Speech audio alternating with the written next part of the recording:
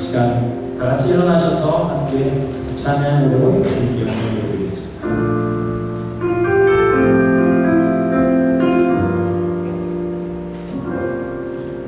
우리 모두 예배하는 자 되며 온전히 영과 진리로 주를 예배하자.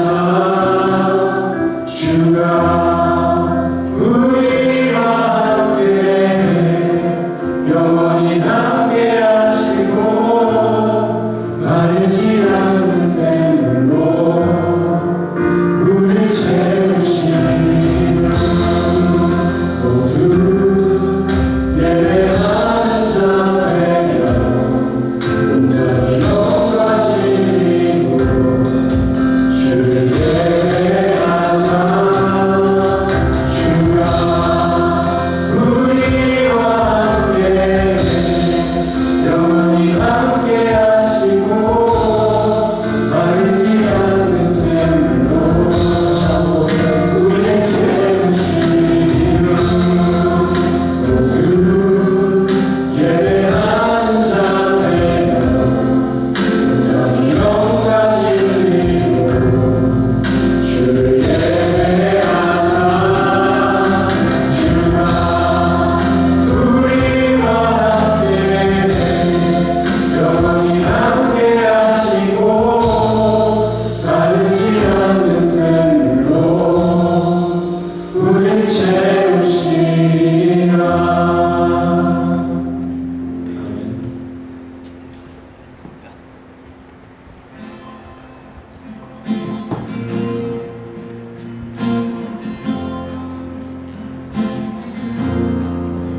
바다 같은 주의 사랑 내 맘속에 넘치네. 생명의 주를 위해 보혈 흘려주셨네.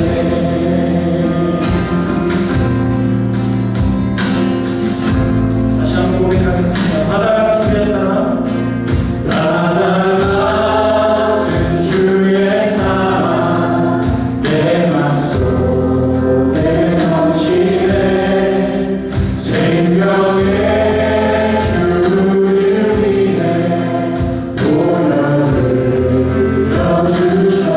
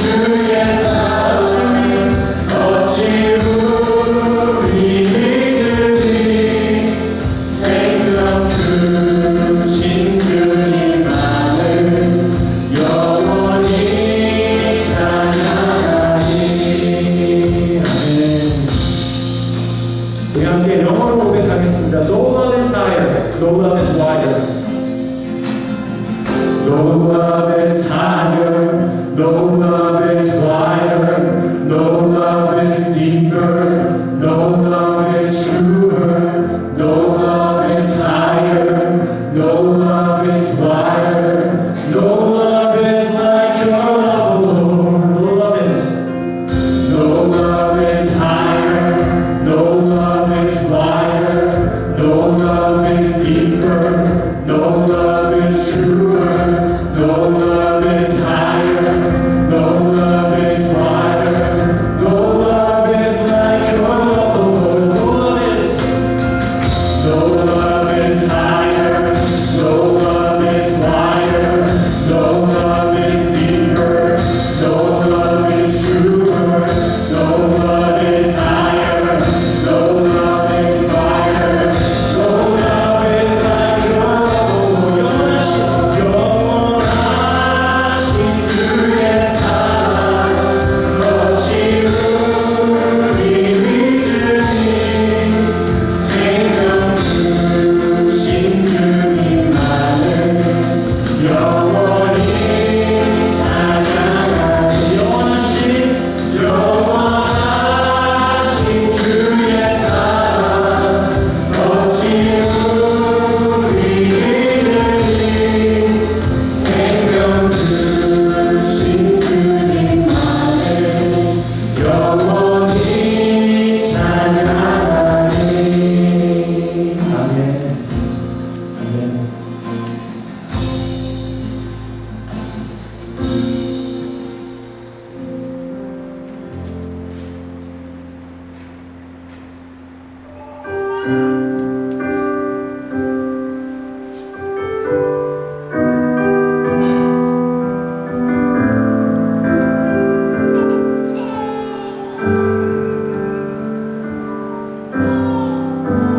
영원히 잠잠히 하나님만 바라며 나의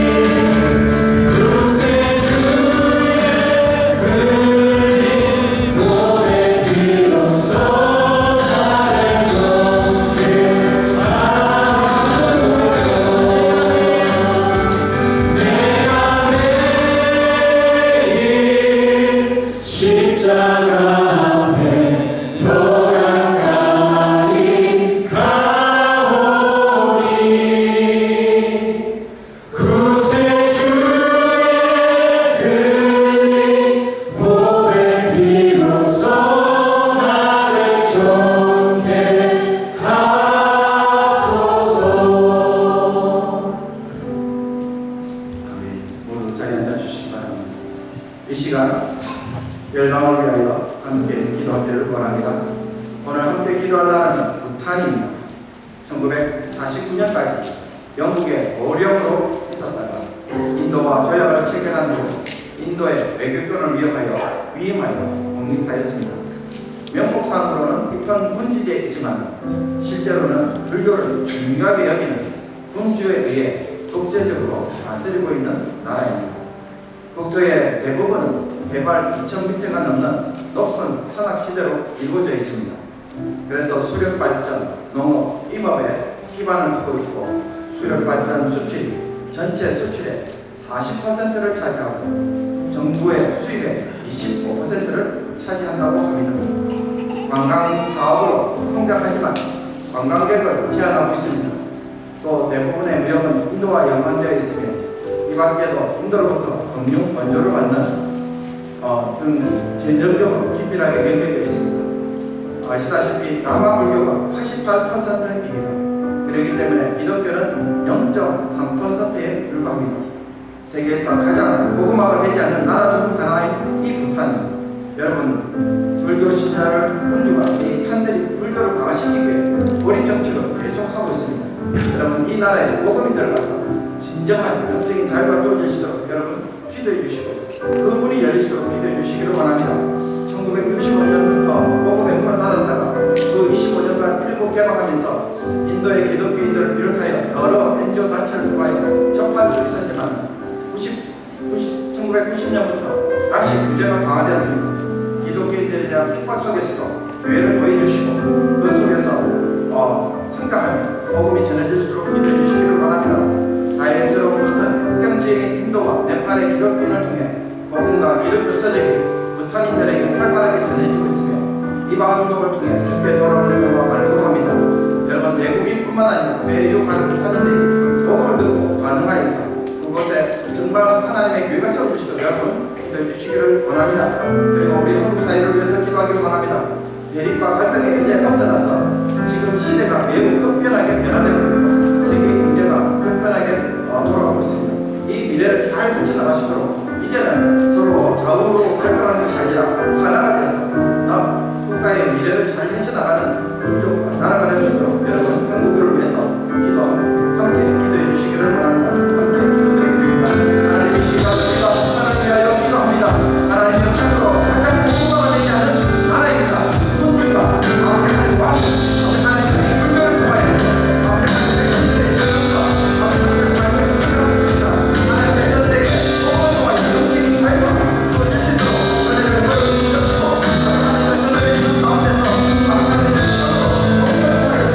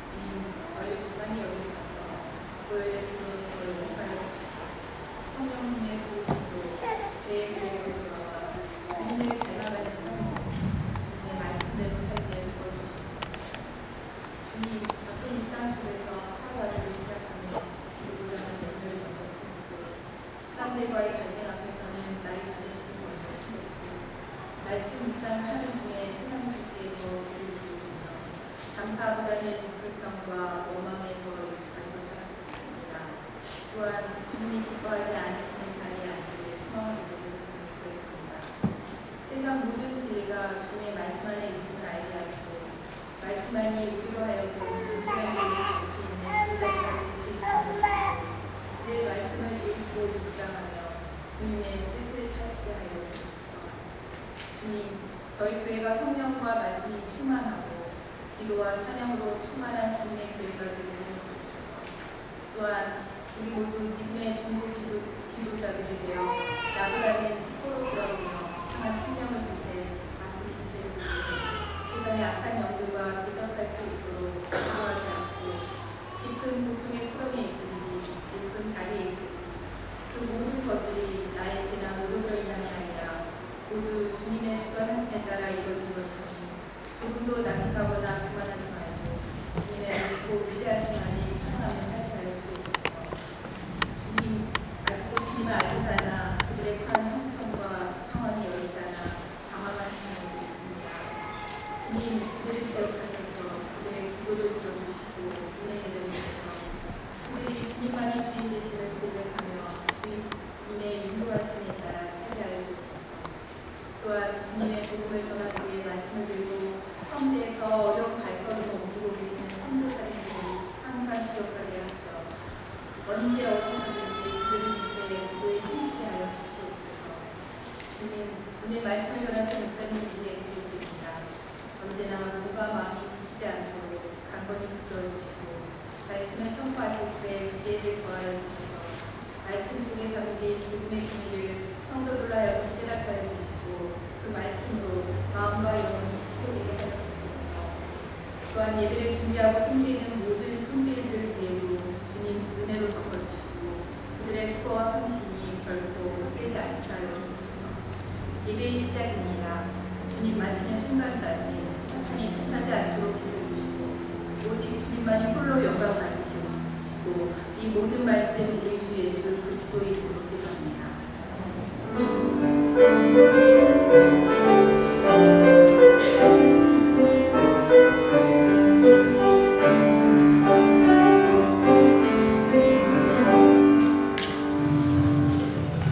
하나님의 말씀을 함께 보도록 하겠습니다. 함께 보실 말씀은 로마서 3장 21절에서 28절까지의 말씀입니다. 로마서 3장 21절에서 28절까지의 말씀을 우리 교독하도록 하겠습니다. 마지막 절은 함께 읽겠습니다. 이제는 율법이 하나님의 한 의가 나타났으니 율법과 선지자들에게 증거를 받은 것이라.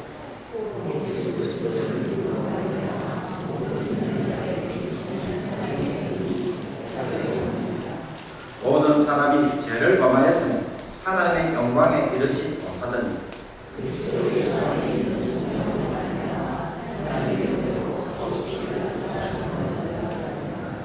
이 예수를 하나님이 그의 피로써 믿음으로 말미암는 화목제물로 세우셨으니 이는 하나님께서 길이 참으시는 중에 전에 지은 죄를 간과하심으로 자기의 의로우심을 나타내려 하심이니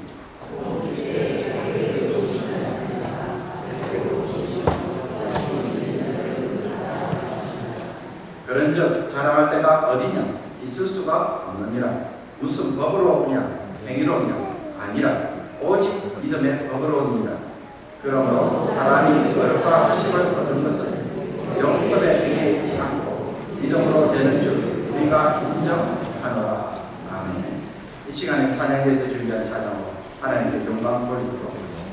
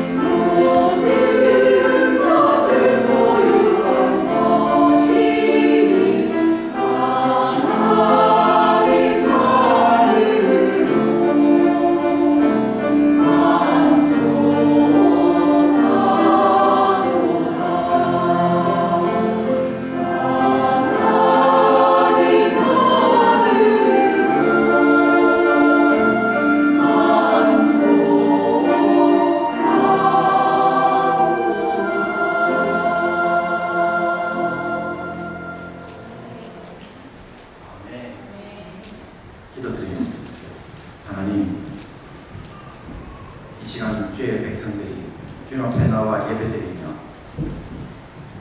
기도하며 찬양으로 올려드립니다.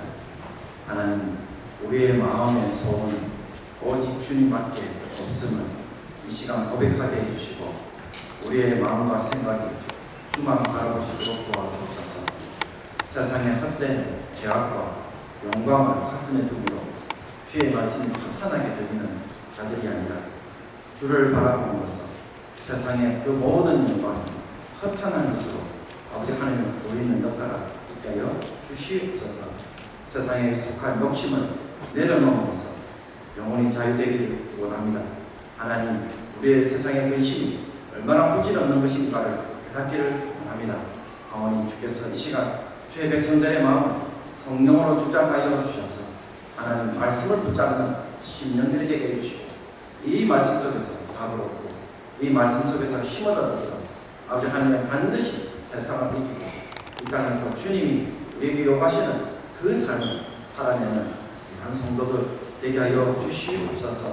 주님을 향한 이 뜨거운 마음 때문에 무더운 너희도 잊어버리게 해주시고 아버지 하나님, 참으로 어떤 형편 속에서도 우리의 마음이 변치 않고 주를 향한 마음이 되게 해주셔서 오늘도 주의 백성들이 드는 이 예배와 아버지 하나님의 이 감과 이 찬송을 불러 받아 주시옵소서. 말씀 가운데 우리 가운데 임자하여 주옵소서. 예수 그리스도의 이름으로 기도하옵나이다. 아멘. 올해 새케이 원주민 선교를 하면서 제 마음에 두 가지 의문을 던지고 또 그 가운데서 우리 팀원들과 함께 나눴습니다. 그래서 그 두 가지 중에 첫 번째는 지난주에도 말씀을 드렸습니다. 그 첫 번째 질문은 왜 그들은 예수님을 믿는데도 여전히 삶이 변화되지 못하고 있는가라는 것이었습니다.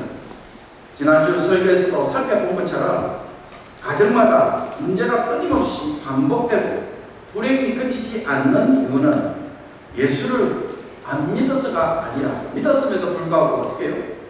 그 가정을 세우는, 그죠? 그 삶의 질서를 세우지 못했기 때문에, 즉 과거처럼 그대로 살고 있기 때문에 믿음에도 불구하고 여전히 그 삶이 변화되지 못하고 있다는 것입니다. 동일한 문제가 반복되는 수밖에 없는 것입니다.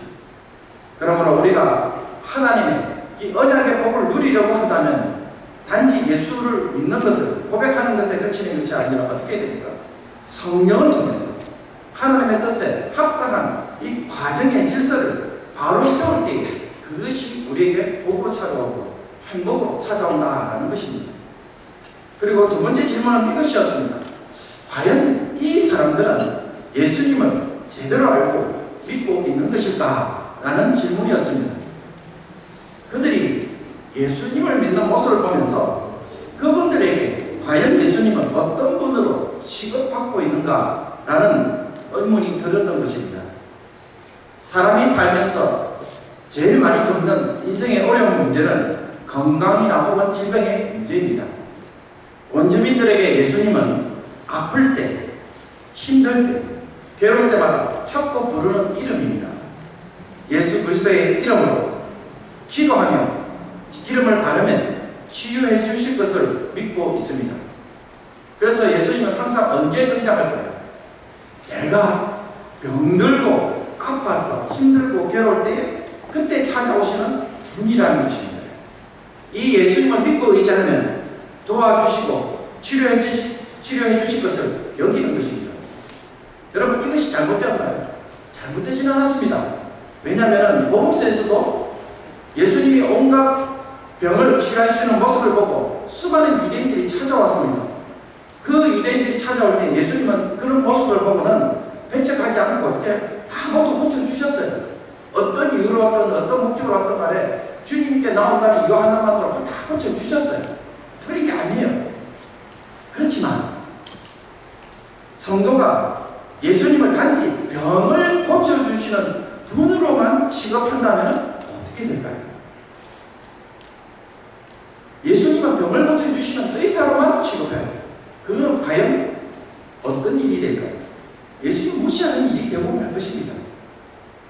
예수님은 온갖 병을 고치러 오신 분이 아니라 모든 질병과 불행의 근원이 되시는 죄의 문제를 해결하러 오신 분이시기 때문입니다. 예수님이 병자들을 치유하실 때 여러분 어떻게 예수님은 주로 치유하셨습니까? 예수님이 특별한 약을 가져오셨습니까? 산에서 어떤 열매를 가져오셔서 고치셨습니까? 아니면 병자들을 치유하실 때에 뭐 손을 쑥 뱃속에 넣어가지고 요즘 뭐 이상한 사람들이 하는 것처럼 그런 어떤 뭐 기적을 펼쳐서 수정 비슷한 것을 하셨습니까? 예수님 그렇게 하시지 않았어요. 예수님은 주로 말씀으로만 치유하셨습니다. 왜 말씀으로만 치유하셨을까요? 이게 무엇을 의미할까요? 여러분, 말씀으로만 치유하셨다는 것은 무엇입니까? 마태복음 9장 2절을 보면요, 친구들이 침상에 누인 중풍병자를 데리고 왔습니다. 그래서 예수님은 그 친구들의 믿음을 보시고는 이 중풍병자를 고쳐주시는데 치유하시기 전에 무엇을 먼저 선포하십니까? 제 사함을 선포합니다. 죄에 대한 용서를 선포해요. 예수님이 병자를 치유하실 수 있다는 것은 예수님에게는 죄 사함의 권세가 있다는 것입니다. 그것 때문에 죄 용서해 주심으로써 이 병자가 치유될 수 있다는 것이죠. 그렇기 때문에 예수님은 병을 고쳐주신 이후에 사람들에게 종종 이런 말도 하셨어요. 다시는 죄를 범하지 말라. 다시는 죄를 짓지 말라. 그래서 어떻게 그와 같은 일들이 일어나지 않도록 해라. 그렇게 말씀하십니다. 그러므로 예수님이 치유 사역을 통해서 진정으로 보여주시고자 하는 것은 무엇일까요? 모든 질병을 고쳐주시는 전능하신 하나님이라는 것을 보여주기 위함입니다. 그것보다는 예수님은 모든 병에 권능이 되는 문제를 해결해 주시기 위해서 오신 구원자라는 것을 보고 믿으라는 것입니다. 그래서 어떻게 말씀으로 치유하시는 거예요. 병의 권한을 근본적으로 치유할 수 있기 때문에 하시는 거예요. 의사라고 한다면 병을 내서 여러 가지 약들을 가지고 고치겠지만 예수님은 그 필요 없는 거예요. 왜? 병의 근본 원인을 고쳐주실 수 있기 때문에 누구든지 찾아와도 고쳐주시는 것입니다. 그러니 주님이 정말로 우리에게 치유하고 싶은 부분이 있다면 어떤 부분이겠느냐는 겁니다. 정말 하나님이 예수님을 통해서 여러분을 치유하시려고 한다면 정말 무엇을 정말로 치유하고 싶은가라는 것입니다. 여러분은 어떤 것이라고 생각하십니까? 사실 우리의 관심은 다른 데가 있습니다. 인생의 근본 문제인 죄의 문제보다는 지금 내가 겪고 있는 이 문제, 이 질병에서 낫기만 바라고 기도한다라는 것입니다. 내가 필요로 하는 것은 죄의 문제가 아니라 이 병에서 당장 낫기를 원하기 때문에 이 문제부터 해결해 주기를 예수님께 매달리는 것입니다. 세케이 원주민들이 예수님을 믿어도 그들의 가정에 불행이 끊어지지 않는 이유도 바로 여기에 있다고 생각합니다. 그들에게 예수님은 어떻게 해요? 오늘 직면한 이 문제만 해결해 주시면 믿고 의지하는 분이라는 것입니다. 그것 때문에 믿고 의지하는 거예요. 다리가 부러져서 걷지 못하는 사람에게 수술을 해서 뼈를 다시 붙이고 상처를 치료하기보다는 일단 어떻게 해요? 너무 아프니까는 진통제 주세요. 안 아프게 해주세요. 지금 안 아프면 괜찮아요. 그러면 어떻게 해요? 진통제만 달라고 합니다. 여러분 그것이 과연 정확한 치유인가요? 정말로 우리가 삶의 문제와 불행에서 벗어나고자 한다면 어떻게 해야 합니까? 예수님에게 타이틀을 주세요. 그렇게 기도해야 될까요? 아니면 주님, 내 병의 진짜 원인이 무엇인지, 어떤 죄 때문에, 어떤 문제 때문에 내가 그 삶을 계속 반복하고 그 같은 일들이 일어나는지 주님 진단해 주시고 이 문제 좀 치료해 주세요. 수술해 주세요. 라고 기도하는 것이 더 정확한 기도이고 문제의 그 고리에서 벗어날 수 있는, 악순환에서 벗어날 수 있는 길인 것입니다. 주님이 치유하시고자 하는 방법에 따라 자기를 맡기고 따라가야 합니다. 주님이 나에게서 이루시고자 하는 그 구원의 길을 따라가는 것에서 답이 있다는 것입니다. 그래서 우리가 똑같이 신앙생활을 하고 어떤 사람은요 그냥 자기 방식으로 예수를 믿어요. 자기 나름대로 열심히 예수를 믿어요. 기도도 해요. 그렇지만 어떻게 기도해요? 문제가 있을 때만 뜨겁게 기도해요. 그렇지만 어떻게 신앙생활 하지 않습니까? 주님이 원하시는 방법, 주님께서 정말 그 사람의 근본적인 문제, 죄의 문제, 이 사탄의 권세로부터 해방시킨 이 문제, 주님이 치료하시고자 하는 이 구원의 길을 따라가지는 않는다는 거예요. 그렇게 가면 뭐 복잡더라고요. 말씀도 읽어야 되고, 그러니까 뭔지 주님께서 뭐라 말씀하시는지 구원의 진리도 깨달아야 되는데, 교회 다니는데 뭘 그렇게 복잡하게 공부도 안 해야 되고 알아야 되는 얘기예요. 그냥 교회 와서 예배 드리면 되지. 그냥 축사하고 왔다 갔다 하면 되지. 왜 그렇게 하냐? 아니라는 거예요. 주님 뭘 하기 원하세요? 수술을 하기 원하세요. 타이레놀을 주시려고 한 게 아니라는 거예요. 그러면 어떻게 해요? 의사의 말을 따라가야 되는 거예요. 거기에서 답이 있는 것입니다. 의사가 와서 내일 수술할 것이니 오늘부터 금식하라면 어떻게? 금식하면 돼요. 이런 주사를 맞으라고 한다면 그 주사를 맞고요. 옷을 갈아입으라고 하면 옷을 갈아입고요. 검사를 하라고 하면 검사를 하면 됩니다. 그렇게 해서 순종해서 다음날 수술을 하면 어떻게 될까요? 병이 고쳐지는 거예요. 그래서 나는 뭐 하면 돼요? 회복을 기다리면 되는 거예요. 거기에서 답이 있는 것이죠. 이 믿음이, 그걸 따라가는 이 믿음이 어떻게? 치유를 가져오는 것입니다. 오늘 본문 17절과 18절을 보면요. 그러므로 사람이 어렵다 하심을 얻는 것은 율법의 행위에 있지 않고 믿음으로 되는 줄 우리가 인정하노라 라고 말합니다. 여러분, 어렵다함을 받는다는 것은 더 이상 죄 가운데 살지 않고 하나님 보시기에 의로운 자로 살아가는 것을 의미합니다. 내가 어떻게 하면 그것이 가능할까요? 바울은 율법의 행위에 결코 있지 않다고 말합니다. 여러분, 율법의 행위라는 것이 무엇입니까? 율법을 열심히 지킴으로 의로워지려고 하는 행동을 말합니다. 율법을 의로움을 얻는 수단, 구원의 수단으로 삼고 행동하는 것이죠. 그러나 여기에 대해서 바울은 단호하게 대답합니다.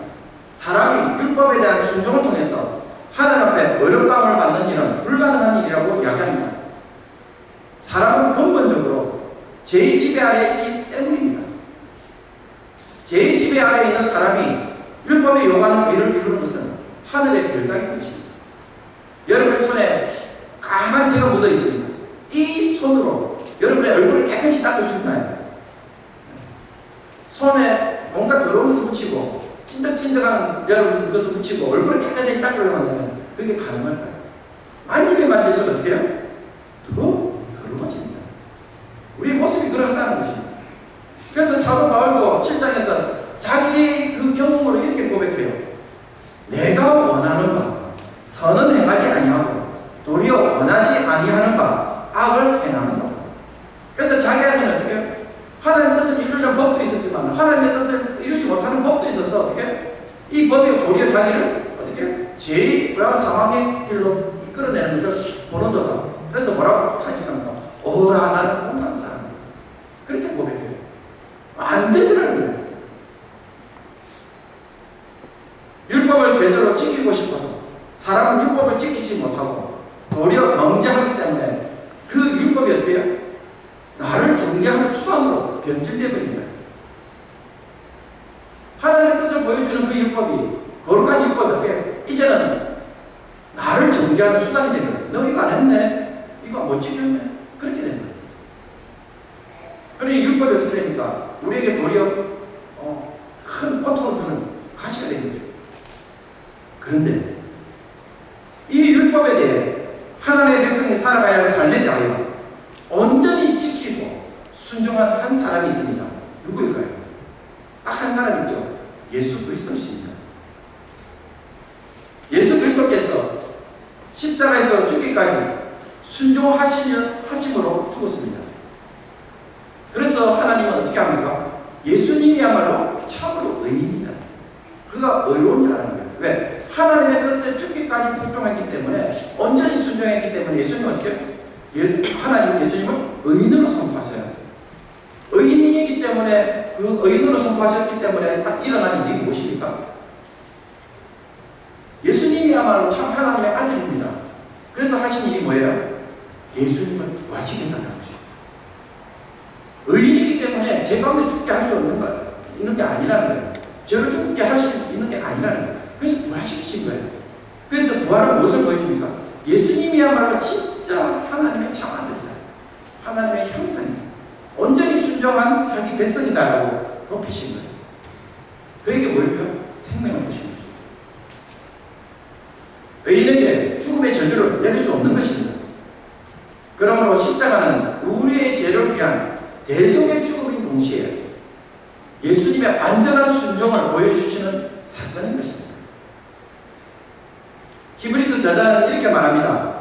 그가 아들이시면서도 받으신 권한으로 순종함을 배워서 온전하게 되셨은즉 자기에게 순종하는 모든 자에게 영원한 구원의 권한이 되시고, 권한 속에서도 끝까지 예수님이 순종하심을 어떻게 해요?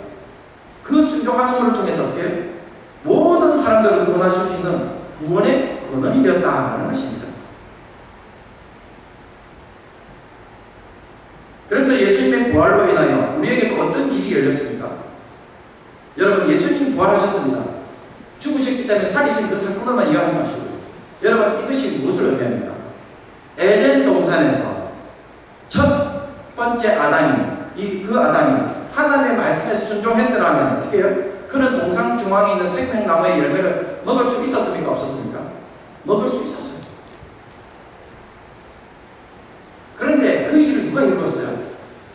두 번째 아담 대신 예수 그리스도가 십자가에서 온전히 순종하고 죽으시면 어떻게 해요? 생명나무의 열매를 먹는 분이 되셨다라는 것입니다. 그래서 부활이 바로 그거예요.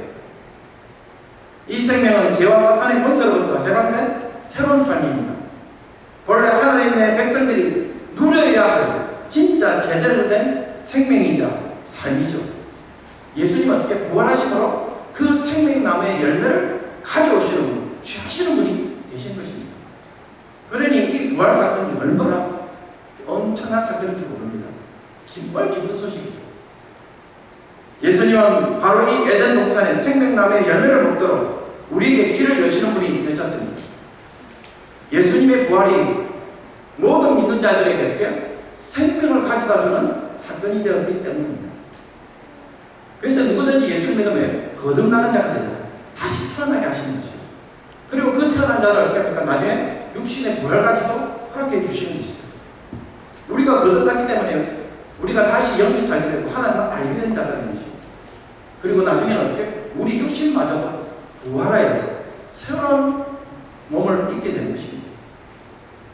그러므로 누구만이 율법의 요구를 성취하시고 온전히 순종함으로써 모든 인간의 불행의 원인이 되는 죄와 사탄의 권세로부터 해방시키고 생명을 줄 수가 있습니까? 사도행전 4장에서 사도 베드로는 이렇게 분명하게 외칩니다. 다른 이로서는 구원을 받을 수 없나니 천하 사람 중에 구원을 받을 만한 다른 이름을 우리에게 주신 일이 없습니다. 그래서 수많은 종교가 자기 나름대로 구원의 길을 제시해도 어때요? 하나님이 우리에게 허락한 길은 이 예수 그리스도밖에 없기 때문에 우리는 다른 종교를 배타시할 수밖에 없는 것입니다. 우리가 다른 사람들에게 배타시해서가 아니라 하나님이 그 길 외에는 다른 길을 주시지 않았기 때문입니다. 그렇다면 우리가 이 예수 그리스도를 통해 죄와 사탄에게서 해방되고 새로운 생명을 얻고자 한다면 어떻게 해야 할까요? 잘 생각해보죠. 여기서부터는 중요한 이야기입니다. 예수님이 그 일을 행하셨습니다. 그런데 행한 건 내가 아니고 그분이셔요. 그죠? 예수님만이 그렇게 행하셨어요. 그런데 이 예수 그리스도를 통해서 죄와 사탄에게서 해방되고 우리가 그 생명을 얻고자 한다면 우리는 어떻게 해야 합니까? 27절에서 사도 바울은 뭐라고만 가능하다고 선언하고 있습니까? 오직 믿음의 법으로만 가능하다고 이야기를 해요. 믿음의 방식으로만 그 은혜를 누리는 것이 가능한데요. 여러분, 바울이 말하는 이 믿음의 법, 이게 과연 뭘까요? 오늘 우리가 이 믿음이라는 단어를 좀 깊이 좀 생각해 봐야 됩니다. 우리 세계 원주민 팀 안에서 좀 나눴습니다만 여러분, 이미 살펴본 것처럼 우리의 죄를 용서하시고 죄와 사탄의 권세에서 해방시킨 분은 오직 예수 그리스도밖에 없습니다. 그러니 어떻게 해요? 오늘 나의 이 삶의 문제, 율법을 바로 세우는 이 문제, 그죠? 죄와 사망의 권세에서 또 사탄의 권세에서 해방시킬 수 있는 분도 뭐밖에 없어요? 내가 아니에요. 그분밖에 없어요. 이거 명확하게 우리가 전제를 해야 됩니다. 그러니 예수 그리스도만이 어떻게 해요? 우리를 구원하실 수 있는 유일한 구원자라는 거예요. 다른 분이 없어요. 다른 방식이 없어요. 그러므로 내가 죄 용서를 받고 죄의 권세로부터 해방되는 길은 예수 그리스도에게 가야 한다는 거예요. 예수 그리스도에게서 답을 찾아야 된다는 거예요. 예수 그리스도를 믿는 그 방식, 그 방식만 어떻게 우리를 구원해 주시는 거예요. 그 구원의 은혜를 임하는 거예요. 그 방식이 뭐예요? 믿음이라는 방식. 그럼 믿음이라는 게 과연 뭘까요? 그러니 성도는요, 이 예수 그리스도와 어떤 관계를 맺는가에 따라 구원이 결정되고 그 구원의 은혜를 누리게 됩니다. 예수님을 통해 구원의 은혜를 체험하는 관계, 이 관계가 뭐예요? 믿음의 법이라는 거예요. 여러분, 믿음이라는 단어를 우리는 너무 자주 사용하기 때문에 우리는 때로는 너무 그냥 아무 생각 없이 써요. 습관적으로 넣어요. 그죠? 믿습니다, 믿습니다 하니까. 근데 과연 믿는 게 뭘까요? 다시 한번 오늘 우리가 생각해 봐야 되는 것입니다. 여러분, 구원의 은혜는 내가 그리스도와 어떤 관계를 맺고 교제하는가에 달리기 때문에요. 여러분, 믿음은 단순한 신앙 고백이 아닙니다. 구원의 내용을 이해하고 아는 것으로, 그래서 내 믿습니다, 입술의 고백으로 끝나는 사건이 아니라는 거예요. 그것으로 되어지면 얼마나 좋을까요? 그렇지 않아요. 그렇게 되면 구원의 은혜를 누리지 못합니다. 여러분, 믿음이라는 말은요,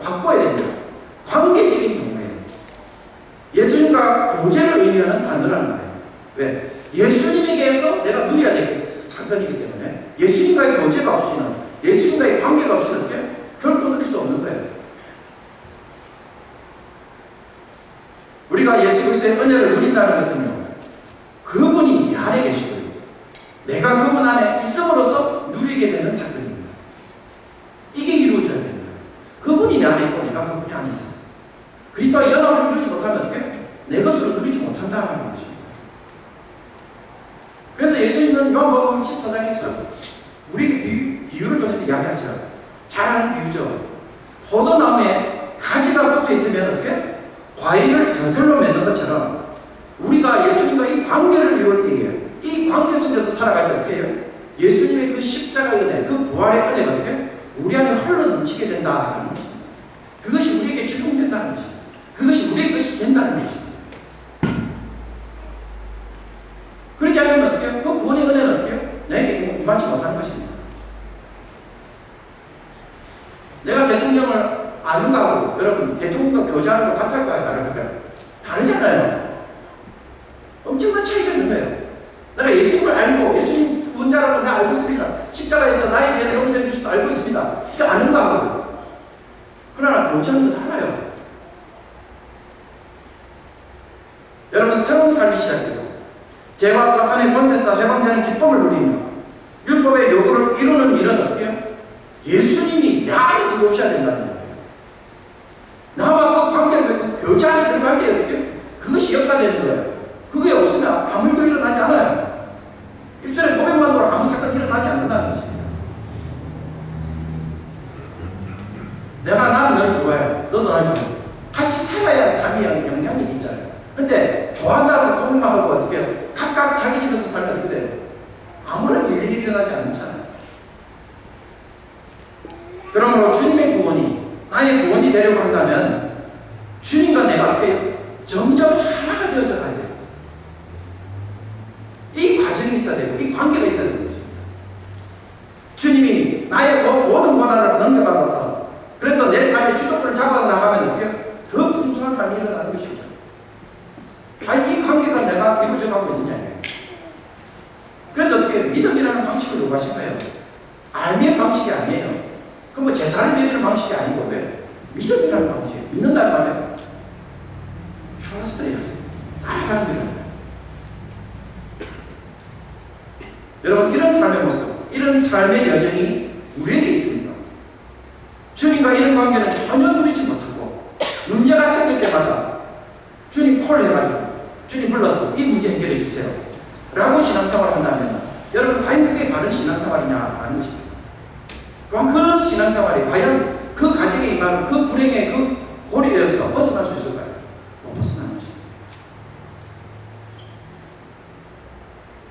여러분 이런 식으로 신앙생활하면요 평생 언약의 저주에서 벗어날 수밖에 없어요. 벗어날 수가 없어요. 왜? 치유받고 돌아가서 어떻게 문제의 원인 속에 그대로 살아가고 있기 때문에 그 죄 그대로 살아가고 있는데 어떻게 그게 해결되죠?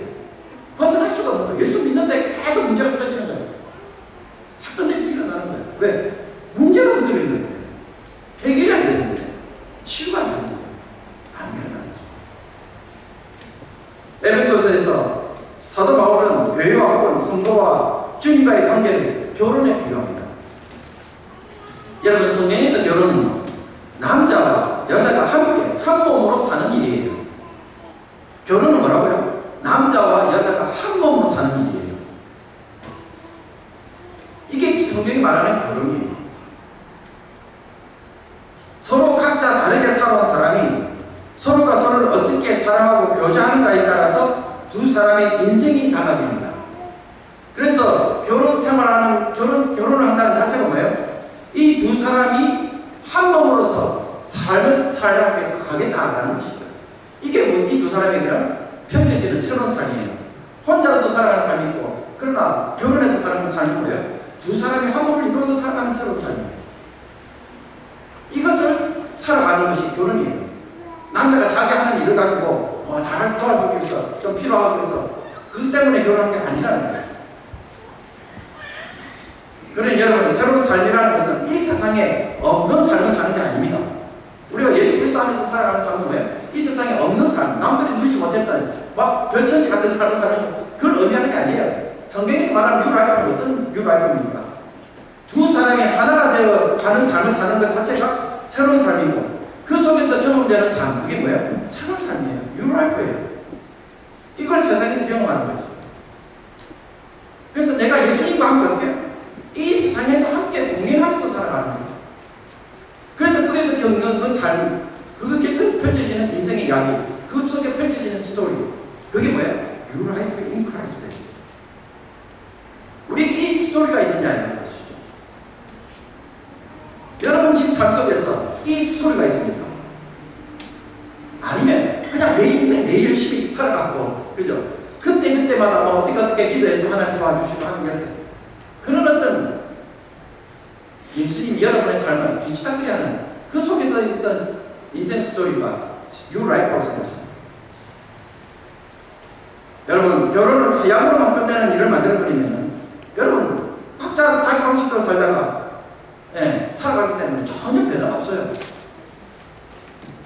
두 사람이 어떻게 한 몸으로 살아가는지를 배워가는 것은 깊은 사랑의 교제를 만들어가는 것, 이것이 결혼이고요. 이것이 뭐예요? 믿음.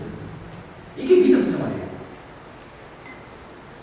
예수님을 어떻게 트러스트 하느냐, 이 예수님을 어떻게 교제하고 의지하며 살아가느냐에 따라서 그 그리스도 안에 있는 풍성한 은혜와 그 구원을 깊이 경험해 보는 것이죠.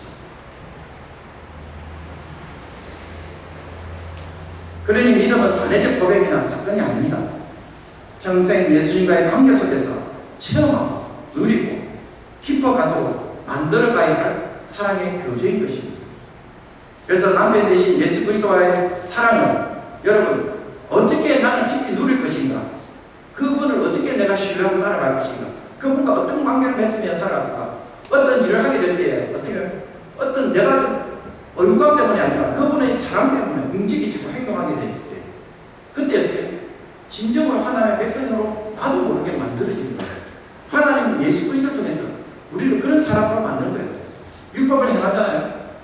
우리는 율법을 행할 때 두 가지로 허용할 수가 있어요. 하나는 의무감 때문에 어렵게 벌 받을까봐 혼날까봐 율법을 행할 수가 있어요. 그렇지만 또 한편은 어떻게 율법을 행할 수 있어요? 너무너무 사랑해서 율법을 행할 수가 있어요. 너무 좋아서 할 때가 있어요. 연애할 때 하늘의 별을 닫아줄 수 있는 게 뭐예요? 여러분 너무 사랑하면 할 수 있잖아요. 그죠? 그 같은 일을 하는 거죠. 또 가능한 일을 보는 거죠. 주님은 우리가 그와 같이 율법을 행하길 원하시는 거죠. 단지 그냥 말 그대로 문자 그대로 율법을 지키는 것을 원치 않으시는 것이죠. 주님은 정말 율법을 지키게 하고 원하시는 것은 무엇입니까? 주님과 좀 깊은 사랑, 하나님과 깊은 사랑 관계 때문에 이루시길 원하시는데 우리는 그 변질시킨 거죠. 그러니 여러분, 과연 우리가 이런 믿음 생활, 이런 교로과 같은 신앙생활을 하고 있습니다. 그러니 질문을 다시 한번 드리겠습니다. 여러분은 예수님을 어떻게 취급하고 계십니까? 예수님을 믿는다는 것은 어떤 일로 간주하고 계십니까? 예수님을 믿는 거 그냥 교회 출석하는 거, 예배 드리는 거, 혹은 어떻게 방금 성경책 한번 읽고 어려운 일 있으면 기도하고 의지하는 그런 행위로만 보고 싶습니다.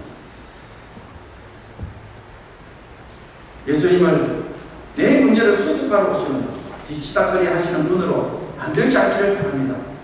예수님은 하나님의 방식으로 나를 구원하러 오신 분이십니다. 주님과 깊은 사랑의 교제를 통해 그리스도의 은혜가 우리 안에 흘러가도록 하기를 원하십니다.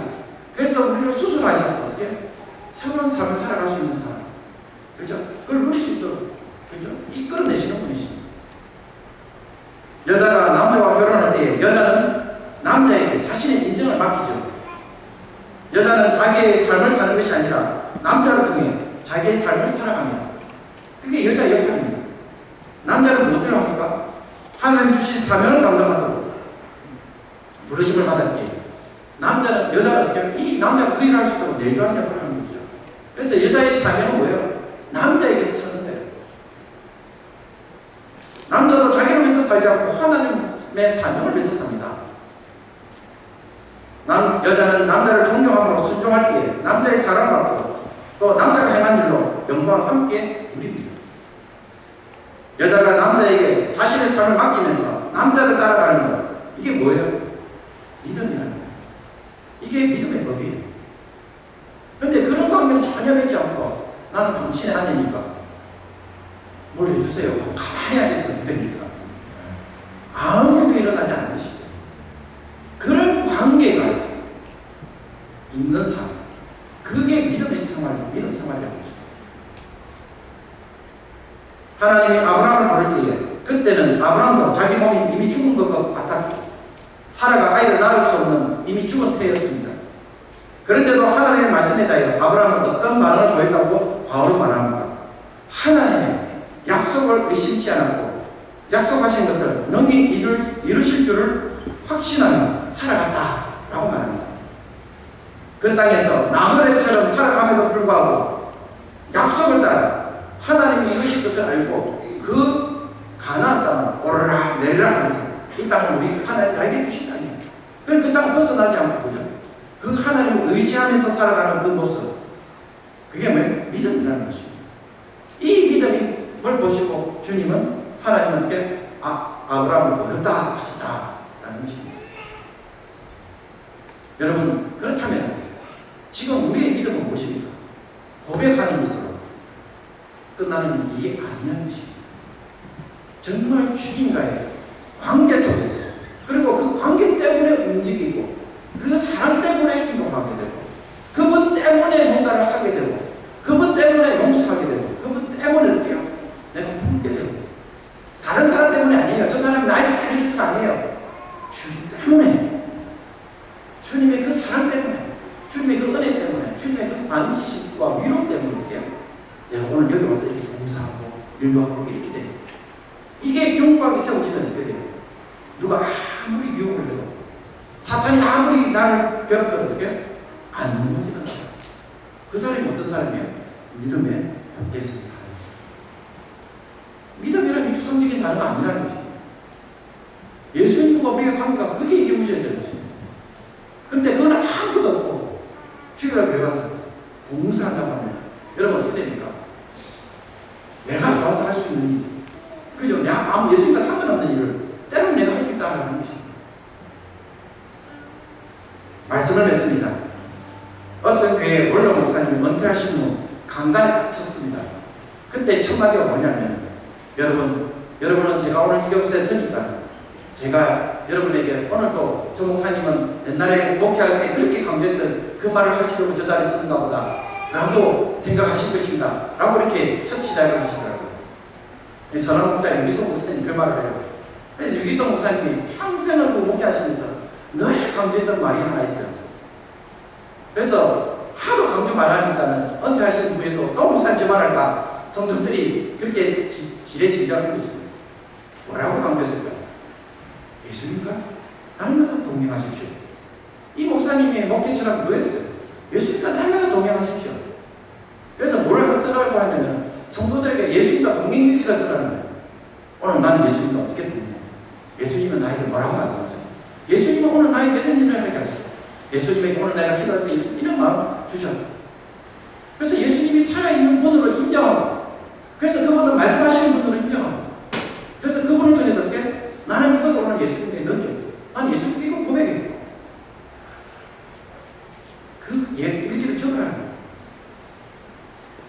예수님과 동행하는 사람, 과연 어떤 사람일까요?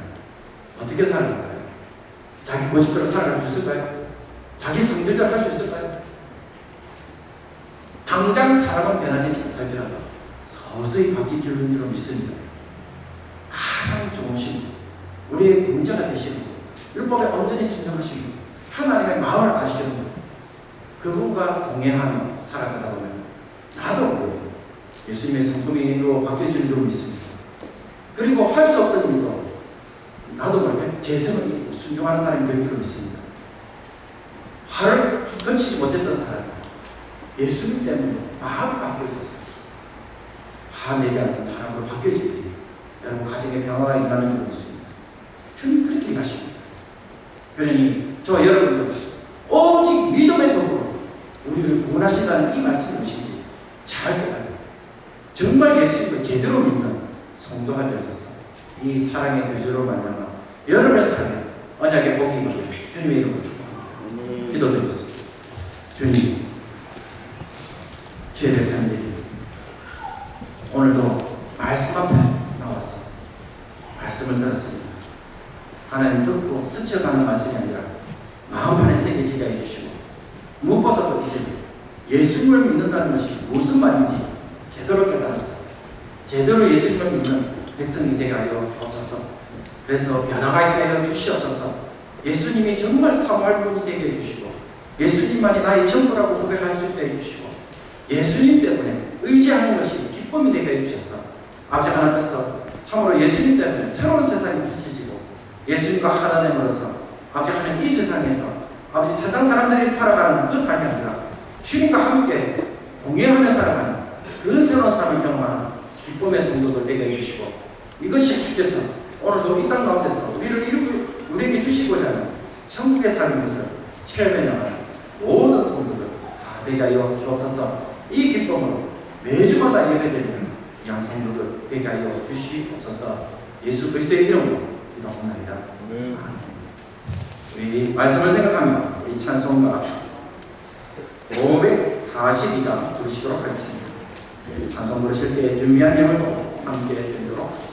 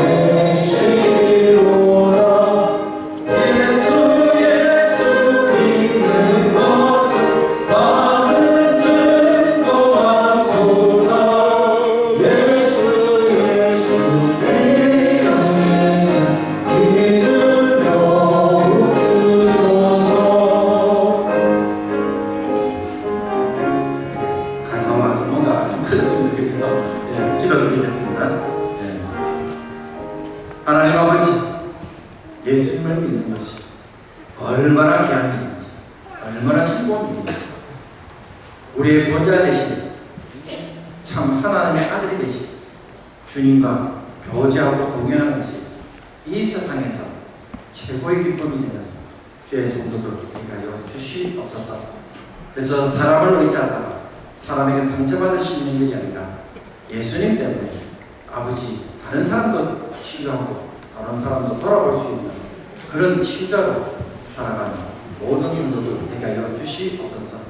그래서 이 땅에서 살아가는 것이 너무 기뻐서 날마다 주께서 우리에게 베푸신 은혜를 감사로 고백하는 자들 되게 해주시고, 또 죄 백성들이 한 주간 또 하나님이 주신 은혜를 감사하여 주의 이름으로 11절 감사로 아버지 하나님 고백하며 드립니다.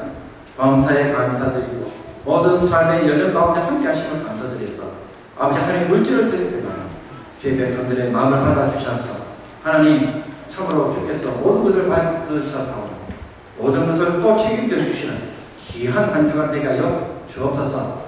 하나님 이 이민자의 삶이 아무리 어려울지라도 주님 때문에 넉넉하게 이기게 해주시고 우리의 생각 때문에 두려움에 빠지지 않게 해주시고 하나님이 주시는 위로와 말씀을 붙잡고 나아감으로써 아버지 하나님은 주께서 우리의 공급자가 되시고 아버지 하나님 참으로 우리의 목자가 되시는 것을 체험하게 하여 주시옵소서.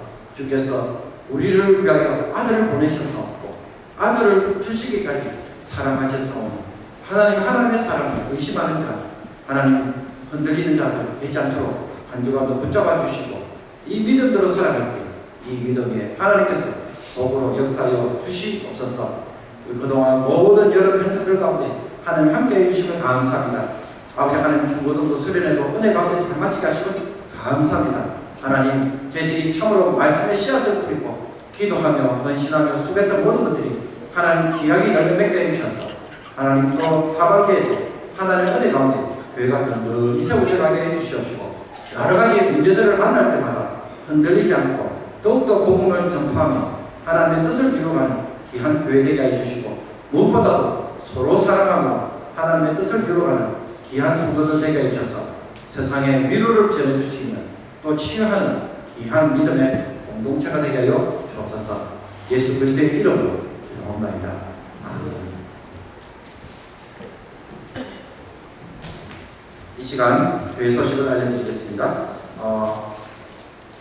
금요기도회가 금요일 저녁 7시 반에 친교실에 있습니다. 여러분 우리가 지난주까지는 여러 가지 행사 때문에 조금 어려웠습니다만 그러나 이번 주부터는 또 우리 찬양팀도 다 복귀되고 악기도 다 들어오고 그렇습니다. 그래서 여러분들 금요기도회 열심히 오셔서 기도에 많이 힘써주시기를 바랍니다. 금요기도회도 주일만큼 오셔야 우리 교회가 부흥이 됩니다. 왜냐하면 우리는 할 수 있는 게 없잖아요. 그죠? 우리가 무슨 제재로 사람들의 마음을 감동시키고 전달할 수 있겠어요. 또 하나님을 믿게 하는 것도 우리가 할 수 있습니다. 힘으로 할 수 없습니다. 그렇기 때문에 주께 기도하고 의지하고 우리가 하나님 앞에서 교회 역사를 만들어가는 귀한 성도가 되기를 원합니다. 그리고 가미노회, 가을 정기노회에서 저희가 하나님 은혜 가운데 잘 마쳤습니다. 우리 장로님도 장로고시 면접도 잘 마치셨습니다. 그래서 면접 보실 때 긴장도 많이 했었지만은 어쨌든 잘 통과되어서 우리 9월달에 있을 장로 원사 임직식 하나님 은혜 가운데 잘 할 수 있을 것 같습니다. 여러분 유일해서 기도해 주시고요. 그리고 우리 중고등부 수련회가 8월 28일부터 31일까지 오늘까지 있었습니다. 그래서 잘 마치고 또 여러분들이 뒤에서도 섬겨 주신 것 너무나도 감사드립니다. 우리 수련회를 할 때마다 말없이 이렇게 식사도 봉사하시고 고기도 내주시고 또 여러 가지 음식도 내주시는 것들에 대해서 지금 정말 감사드립니다. 우리 또 세계의 모집에 선교할 때도 또 우리 여러 성도님들이 또 우리 가다 보면은 식사를 해야 되거든요. 밥을 지을 수 있는 시간이 있기 때문에 또 식사도 하라고 이렇게 또 공동도 해주시고 이 모든 것들에 대해서 늘 감사드립니다. 그래서 일일이 이름을 거명하진 않지만은 몰래 열심히 섬기시는 분들이 우리 교회 안에 많이 있습니다. 여러분 그와 같은 섬김이 하나님의 귀한 상급을 꼭 주시길 주님으로 축복합니다. 그렇게 많이 섬겨주시면 감사드립니다. 광고 이상 마치고요. 우리 다 함께 일어나셔서 우리 태성 부르고 축도로 마치도록 하겠습니다. 우리 엄마도 없이 저는 행복하겠습니다. 지금 서 있는 이곳에서 높임을 받으소서. 내가 먹는 땅 주님의 땅이니 하늘이 주의 이름 높이 올리며 넓음마다 주를 노래해